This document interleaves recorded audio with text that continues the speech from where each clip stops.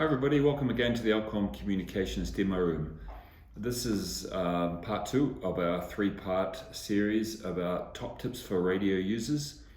The first part was about how the radio itself functions and the buttons on the side of the radio. So if you haven't watched that one, make sure you go back and have a look. And the part today is about the general etiquette of the radio when you're using it. Now, we're basically talking about commercial situations here. And most commercial situations are either critical communications or operational communications.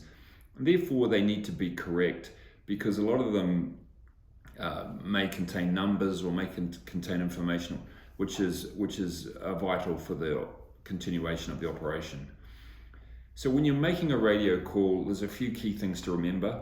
Firstly, make sure you know the channel you're on. Make sure you know who's on that channel and that the people or person you want to talk to is on that channel, or is probably on that channel, or should be on that channel.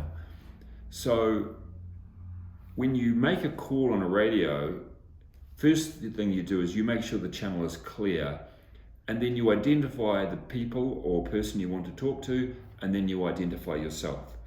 So hold the radio up, make sure it's close to your mouth, talking across the microphone, engage the PTT button, introduce the people you want to talk to. For example, you might say, if you're going to talk to everybody, you might say all stations or maintenance, this is Alcom Communications, or whatever it is you're doing. In this case, you would be talking to a group of people.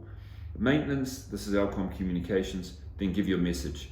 If it's one person, then generally you'd say that person's name. Trevor, this is Alcom Communications, and then give a short, sharp, concise message, making sure that the information you want is conveyed correctly. Release and then listen for the response. As always, the key is to keep the message short, to make sure that you only keep the key information in that message and don't use a lot of jargon or waffle. Try and use the correct language that's required on the radio. Now, in the next part of this series, we'll actually go through and talk about the best ways in which you can, the correct terminology for how to use the radio. But just to sum up, remember, make sure you're clear on what channel you should be on. Make sure before you communicate, before you push the button, you know what you're going to say, and make sure that the channel is clear. Push the button, identify the person or persons you want to speak to, identify yourself, give your message, release the button. Hope that's been useful for you today, and we'll talk to you for part three very shortly. Thank you.